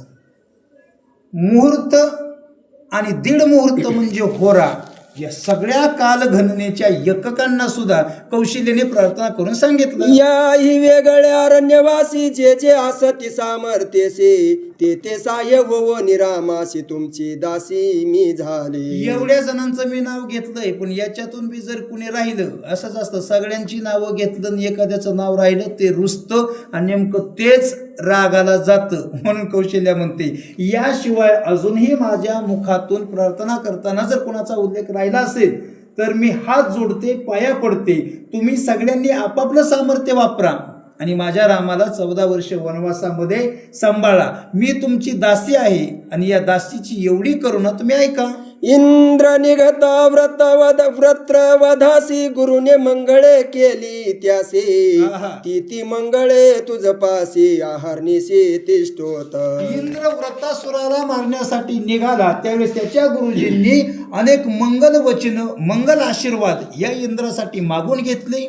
आज ती सगळे मंगलमय शब्द, ते सगळे मंगल शुभाशीर्वाद रामा तू वनवासाला असताना ती तुझ्याजवळ अहर्निशी दिवस रात्र तुझ्या सेवेसाठी असोत. गरुड जाता अमृतासी विनतेने मंगळे केली त्यासी. वा. ती मंगळे तुझ पासी आहारनिसी तिष्ठोत. आपल्या आईला सवतीच्या, ती तशी सवत बी होती आणि बहीण बी होती, कदरूच्या बंधनातून मुक्त करण्यासाठी विनतेला आपल्या मुलानं अमृत विनतीने आपल्या मुलाला म्हणजे गरुडाला अमृत आणायला सांगितलं. तो गरुड अमृत आणायला जाताना विनतीने त्याच्यासाठी जे मंगल आशीर्वाद मागून घेतले, आज ते सगळे मंगल शुभ आशीर्वाद रामा तुझ्याजवळ अहर्निशी सेवेसाठी असू देत. हरे मर्दावया त्रिपुरासी उमेने मंगळे केली त्यासी ती मंगळ तुझ पासी आहर्निसे तिष्ठोत. त्रिपुराला मारण्यासाठी भगवान शंकराने जेव्हा प्रयाण केलं त्यावेळेस पार्वतीने जे जे मंगल आशीर्वाद मागून घेतले होते ते सगळे मंगल आशीर्वाद रामा अहर्निशी तुझ्याजवळ तिष्ठ. हरीने मर्दिता मुरासी रमेने मंगळ केली त्यासी ती मंगळे तुझ पासी आहर्निशी तिष्ठोत. भगवान विष्णूने मूर नावाच्या दैत्याला मारायला जाताना रमेने म्हणजे लक्ष्मीने जे जे मंगल आशीर्वाद मागून घेतले ते सगळे रामा तुझ्या सेवेसाठी तिष्ठत राहू. जळचर भूचर खेचर उग्र रुद्र महाक्रूर तेने सिसाय करो श्री शंकर दासी किंकर मी पाण्यात त्यांची. राहणारे जलचर असो, आभाळातले खेचर असो, पृथ्वीवरचे भूचर असो, उग्र रुद्र असो, महाक्रूर असो, भगवान शंकरा मी तुझी दासी आहे असं समज. मी तुझी दासी आहे आणि या सगळ्या जलचर भूचर खेचरांनी उग्र असणाऱ्या चराचरातल्या भूताखेतांनी या सजीव सृष्टीतल्या सगळ्या प्राणीमात्रांनी माझ्या रामाचा सांभाळ करावा अशी भगवान शंकरा तुला प्रार्थना आहे. वनी रक्ष तुझ वामन जनी रक्ष जनार्दन निरंजनी मधुसूदन क्या बात आहे. तुझ संपूर्ण संरक्षोत.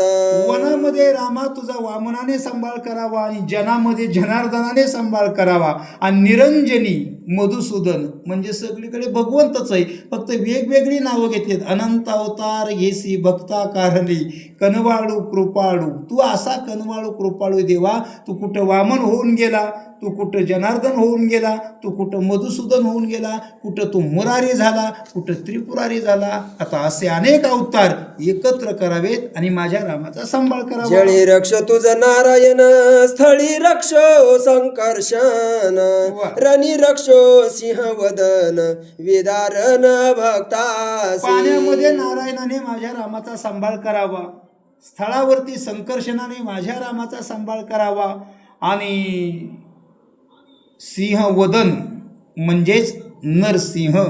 सगळे जे देवाचे अवतार आहेत त्या प्रत्येक अवताराची आठवण काढते आणि रणांगणामध्ये गरज पडली तर या नरसिंहाने माझ्या रामाचा सांभाळ करावा. शयनी रक्ष शेषशायी शिव रक्ष स्वप्नाचे ठाई वा. सुसुप्ती माझारी विदेही चित्सुख पाहो तुझ रक्षो. झोपेमध्ये शेषा तू सांभाळ करायचा, स्वप्नामध्ये भगवान शंकरा तू सांभाळ करायचा आणि सुषुप्तीमध्ये आदिमाया जगदंबे तू माझ्या रामाचा सांभाळ करायचा. वनी वसत रघुनाथ वीर्य धैर्य नवे च्युत तो तुझ राखो अच्युत वनात विचरता. वनवासामध्ये असताना माझ्या रामाचं धैर्य आणि वीरता कधीही कमी होऊ नये. धैर्य आणि ही जी वीरता आहे, हा जो शूरपणा आहे, तो जर तसाच टिकून ठेवायचा असेल तर त्यासाठी अच्युता म्हणजे तो तूच श्री अनंता मधुसूदना पद्मनाभा नारायणा देवा, तू माझ्या रामाचं धैर्य आणि वीरता वनवासात कमी होऊ देऊ नको. तुझ रक्ष आगम निगम तुझ रक्ष स्थावर जंगम तुझ संकट दुर्गम पुरुषोत्तम निवारो. तुझा सांभाळ आगमांनी करावा, निगमांनी करावा, वेदांनी करावा, उपनिषदांनी करावा, वेदांतांनी करावा, स्थावराने करावा, जंगमाने करावा. दुर्गम अशा संकटामध्ये या सगळ्याचा अर्थ शेवटी हे जरी आपण अनंत बोलत असलो तरी एका शब्दामध्ये आमच्या शांतीब्रह्मनाथांनी आम्हाला शेवटी जाता जाता सांगितलं की अर्जुना, वेदविद जरी झाला तरी माते नेनता वाया गेला, कणू सांडुनी उपनीला कोंडा जैसा. आता या 50-40 ओव्यांमध्ये अनेकांची नावं माझ्या कौशल्य मातेने घेतली, पण शेवटी तिनं जाता जाता सांगितलं की हे बघ, हे जे काही आहेत आगम निगम आहेत, वेद आहेत, शास्त्र आहेत, स्थावर जंगम आहेत, संकट किती बी दुर्गम असू दे त्यांना निवारण करणारा पुरुषोत्तमा तो आहे. आणि त्या पुरुषोत्तमाची आठवण कौशल्यला झाली आणि त्या पुरुषोत्तमाला म्हणजे भगवंताला सांगितलं की माझ्या रामाचा सांभाळ कर. जनवना जो जीवन निरंजन जो जन निज जीवाना तो तुझ रक्षो जनार्दन लोटांगण त्यासी माझे. जनवनामध्ये जो जीवन आहे, निरंजनामध्ये जो निज जीवन आहे आणि तुझा सांभाळ करणारा जो जनार्दन आहे म्हणजे तोच हा भगवंत आहे. त्या जीवन असणाऱ्या निज जीवन असणाऱ्या जनार्दन असणाऱ्या भगवंताला कौशल्या म्हणते की माझं लोटांगण आहे. म्या प्रार्थिले देव देवता म्या प्रार्थिले भूता समजता वा. म्या प्रार्थिले आदि अच्युतावनी रघुनाथा रक्षावया. मी सगळ्या भूता समस्तांची प्रार्थना केली. कौशल्या माता म्हणते मी सगळ्या देवांची देवतांची प्रार्थना केली. मी आदि अच्युताची प्रार्थना केली.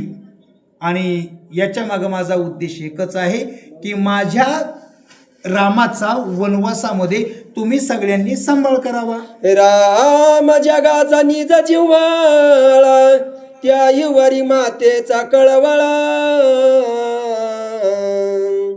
अश्रुपूर्ण भरले डोळा वेळोवेळा लिंगी. सगळी प्रार्थना झाली आणि शांती ब्रह्म एकनाथ महाराज म्हणतात की असा हा राम सगळ्या जगावरती प्रेम करणारा सगळ्या जगाचा जिव्हाळा राम आहे. आमच्यामध्ये जे सौंदर्य आहे ते सौंदर्य देव असतो. आमच्यामध्ये जी करुणा आहे ती करुणा देव असतो. आमच्यामध्ये जो राग आहे तो राग देव असतो. आमच्यामध्ये जे जे काही आहे ते सगळं भगवंत असतो. असा जगाचा निज जिव्हाळा असणारा राम आणि त्या रामावर कळवळा आणणारी त्या रामासाठी रडणारी ही कौशल्या. शांतीब्रह्मनाथांना सांगायचं आहे जगाचा जिव्हाळा जो राम आहे त्या रामावरती कळवळा करणारी कौशल्य माता किती महान असेल. त्या आईचे दोन्ही डोळे डबडबून आले. तिच्या डोळ्यातून अश्रूंच्या धारा वाहू लागल्या. ती तशीच उठली आणि प्रभू रामचंद्राला कडकडून मिठी मारली. धनी न पुरे आलिंगिता वा. धनी न पुरे मुख पाहता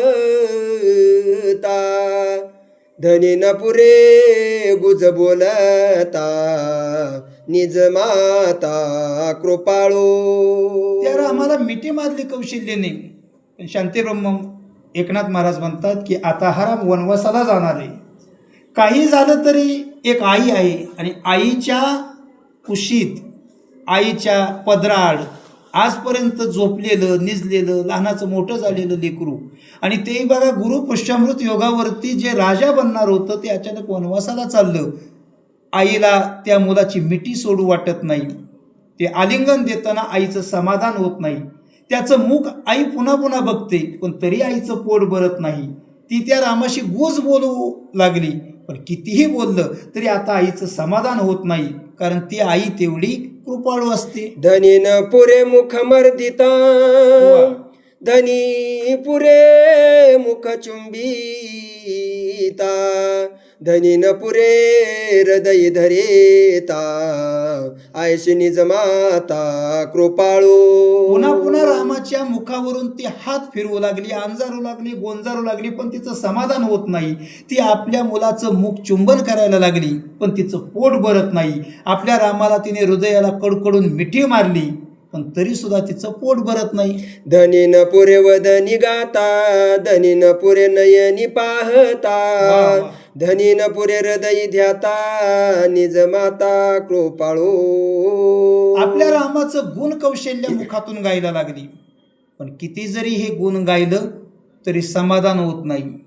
आणि आपण सुद्धा बऱ्याच वर्ष झालं कोटावळे महाराज हेच करतोय. हे कितवं पारायण आहे भक्त भावार्थाचं? 7वं. जवळजवळ हे 7वं रामायण आहे. मला वाटतं कोरोनाच्या काळामध्ये परमेश्वर शिंदे महाराजांचा असाच एकदा फोन आला होता आणि त्यांनी ती संकल्पना समजून सांगितली. त्यावेळेस मला वाटलं होतं कोरोनामध्ये बंद पडले काहीतरी शिंदे महाराज चालू करतायत पण त्यावेळेस असं वाटलं नव्हतं की कोरोना जाईल आणि हे राहील. कोरोना गेला पण आज जवळजवळ हे 7वं पारायण आहे. माऊली ज्ञानेश्वरीमध्ये छान म्हणतात एके ठिकाणी बघा, तरी गा ऐसे करी या आटा पहारा माझारी मोटके निमिष भरी देतो जाय हे 8 पहर तुम्हाला देव जगवतोय, त्याच्यातले मोठके निमिषभरी देवानं आम्हाला एवढं सुंदर आयुष्य दिलंय, त्याच्यातले मोजके काही काळ त्या देवासाठी देत जा. देवानंच आयुष्य दिलंय, त्याच्यातलेच काही क्षण देत जा. माऊलींची ओवी आहे आणि तेच कार्य आज शिंदे महाराज आणि त्यांचे हे संपूर्ण. आता काही गोष्टी असतात कमी जास्त इकडं तिकडं, त्यामुळं मला रोज इथं तुमच्या सेवेसाठी उपलब्ध होता येत नाही, कारण आम्ही गावामध्ये निरंतर, आमच्या गावामध्ये कधी पोती बंद नसते, म्हणून तुमच्या सेवेला मला हजर राहता येत नाही. त्याबद्दल दिलगिरी व्यक्त करतो. पण मला एकच सांगायचं आहे की काही केलं तरी रामाचं गुण किती जरी गायलं तरी समाधान होत नाही. रामाचं हे मुख किती जरी आपण डोळ्यानं पाहिलं तरी समाधान होत नाही. आणि रामाचं किती जरी ध्यान केलं, बघा, ध्यान केलं, मनन केलं, चिंतन केलं तरी मनाचं समाधान होत नाही. वाचा. श्रीराम येवोन आपण त्रिवार करोनी प्रदक्षिणा. काय केलं? वंदोनी मातेचे चरण वन प्रयाण करू जाता. प्रभू रामचंद्रांनी बघितलं की आई आपल्याला मिठी मारते, आई गालावरून हात फिरवते, आई आपली गोड पापी घेते, आई एकटक लावून बघते, आई नजर खाली घेत नाही, आई आपल्याला सोडू इच्छित नाही. आणि काही झालं तरी आईनं आपल्या हृदयाला किती कवटाळून धरलं तरी तिचं समाधान होणार नाही, कारण तिचं नावच आई आहे, कारण तीच तर आई आहे. आपल्या मुलावर आयुष्यभर जरी तिने प्रेम केलं तरी तिचं समाधान होत नाही. मग रामच पुढे गेले. प्रभू रामचंद्रांनी 3 वेळा आपल्या आईला प्रदक्षिणा घातल्या, आईच्या चरणांवरती आपलं डोकं टेकवलं आणि आईला सांगितलं की आई, आता मला निघायला हवं. देखो जननीचे वदन. काय झालं? पुढती नमन पुढती गमन.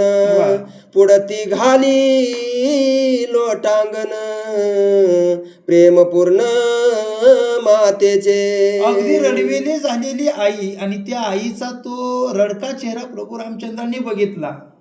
रडका या अर्थाने की आपल्या मुलाची ना आपली ताटातूट होणार आहे. तो रामराज्याची गुढी उभारण्यासाठी चाललाय. कौशल्येला माहीत आहे तो सगळ्या दैत्यांना मारणार आहे, रावणाला मारणार आहे, रामराज्य आणणार आहे, हे कौशल्येला माहीत आहे.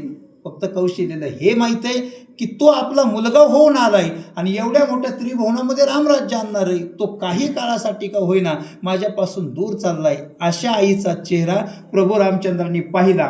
पुन्हा त्यांनी नमन केलं, 4 पावलं गमन केलं, पुन्हा जवळ आले, आपल्या आईला लोटांगण घातलं. आणि शांतीब्रह्मनाथ महाराज शेवटच्या चरणामध्ये फार गोड उल्लेख करतात की प्रेमपूर्ण मातेचे. प्रभू रामचंद्र वनवासाला जाताना राजा दशरथ पाठीमागं प्राण सोडणार आहे तरी रामाने वळून बघितलं नाही.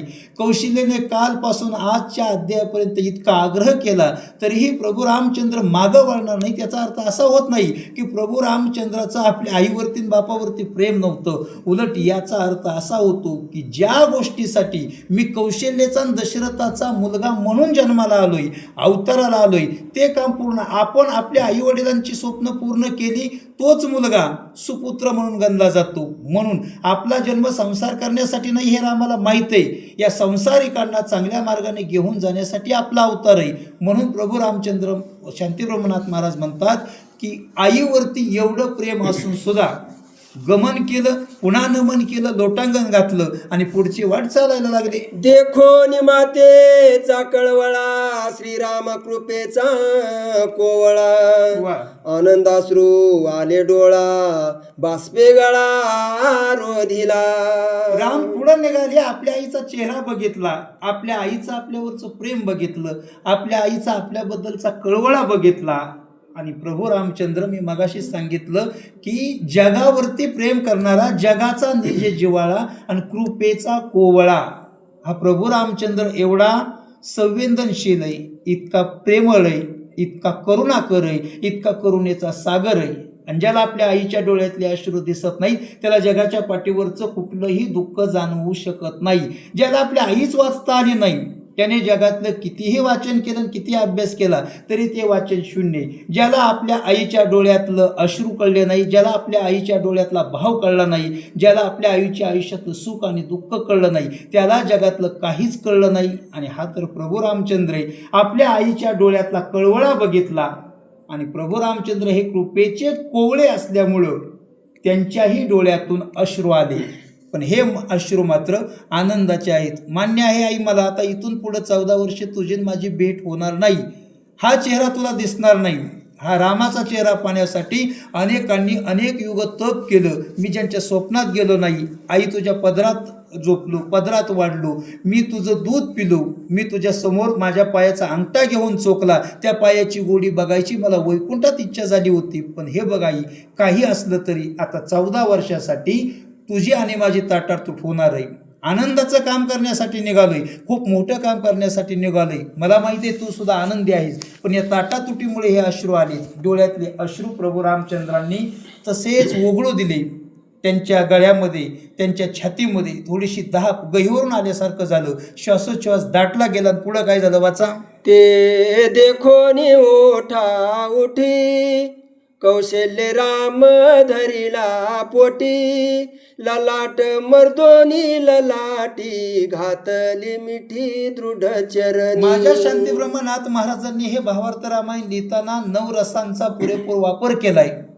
पण इथं मात्र त्यांनी करुणा रस ओतप्रोत भरताना अगदी एका आईचं एका मुलावर, आणि आई सुद्धा कोण, अनंत कोटी ब्रह्मांडाची, जो प्रभू रामचंद्र अनंत कोटी ब्रह्मांडाचा नायक आहे त्याची आई, आणि मुलगा कोण, तो अनंत कोटी ब्रह्मांडाचा नायक, आणि तो वनवासात निघालाय.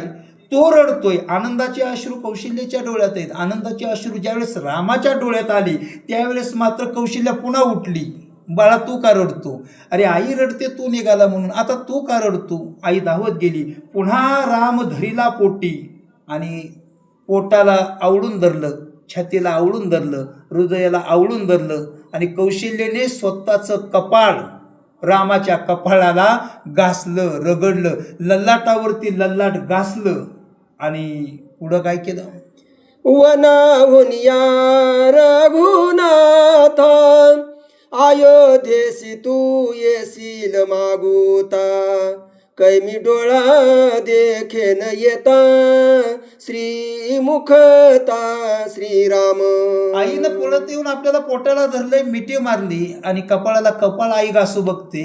हे ज्यावेळेस रामानं बघितलं त्यावेळेस रामाला पुढची 4 पावलं टाकणं क्रम प्राप्त झालं. कारण आई अशीच आता काय करणार, भावनेच्या भरामध्ये आपल्याला आवळून धरणार. तोपर्यंत तर कौशल्याने रामाला सोडलं होतं, आणि रामाच्या पायाला घट्ट मिठी मारली होती, आणि रडत रडत कौशल्य म्हणते की रामा, वनवासाला निघालाच खरा बाबा, पण आता 14 वर्षाचा वनवास सोसून तू भोगून माघारी येशील, हे या डोळ्यांनी मला 14 वर्षांनी बघायला कधी मिळेल?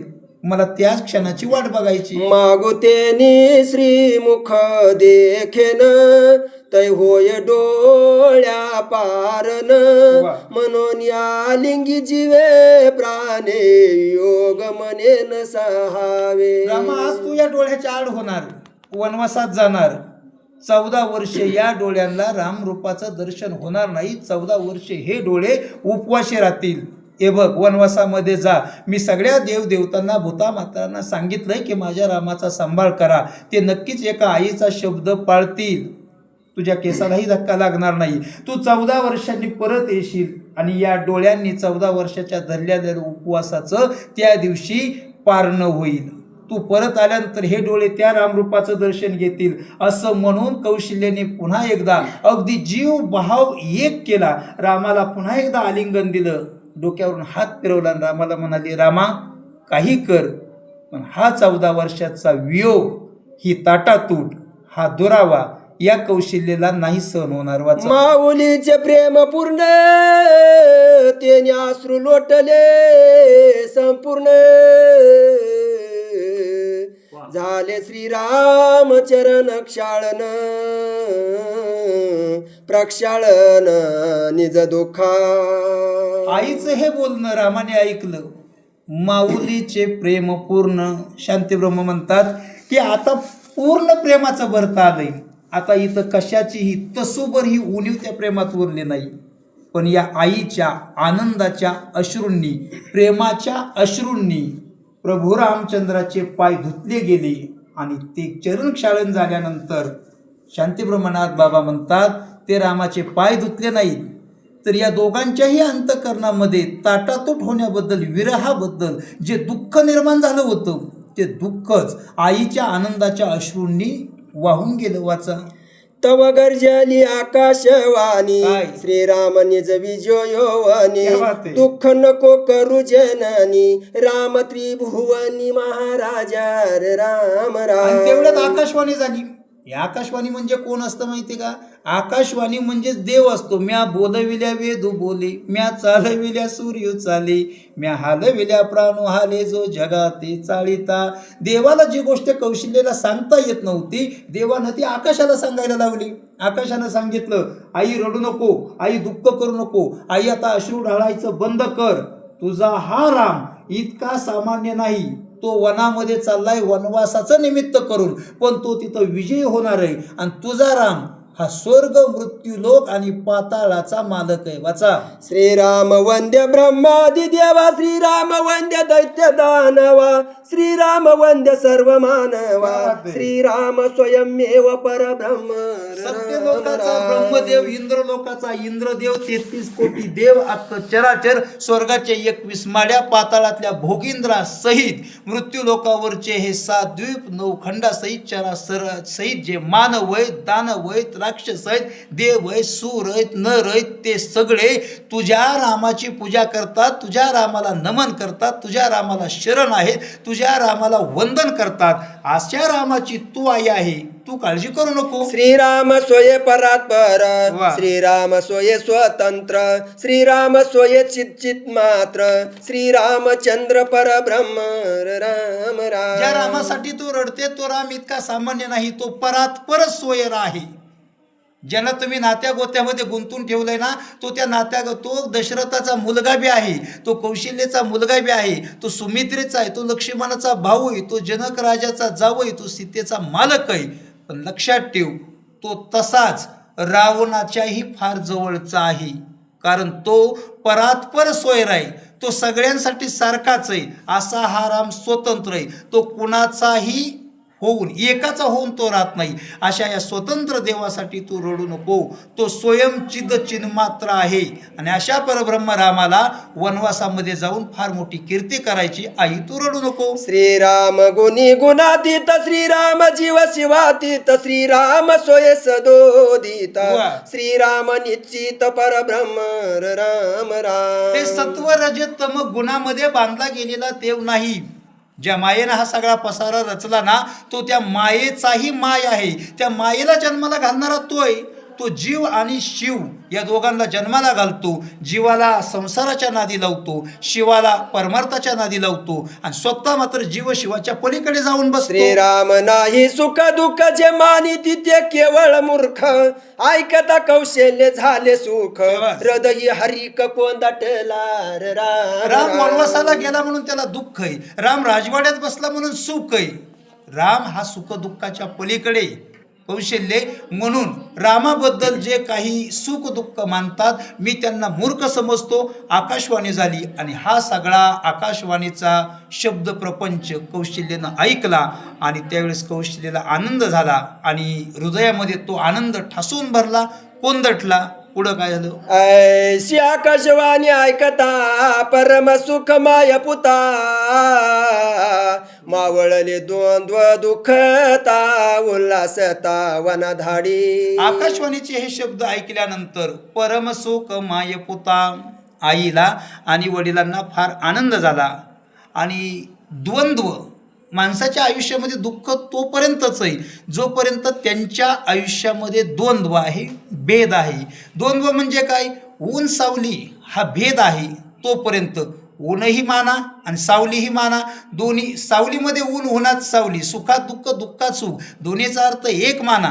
चांगलं वाईट, वाईट चांगलं, काळं गोरं, गोळं का, हे सगळे ज्यावेळेस एक शब्द होतील ना, त्यावेळेस द्वंद्व निघून जाईल. ब्रह्म आणि ब्रह्म हे शब्द दोन्ही ज्यावेळेस एक होऊन जातील, द्वंद्व जिथं संपून जाईल ना, एकाच वाक्यात सांगतो, आता वेळ कमी आहे, जिथं द्वंद्व संपतं तिथं दुःख संपतं.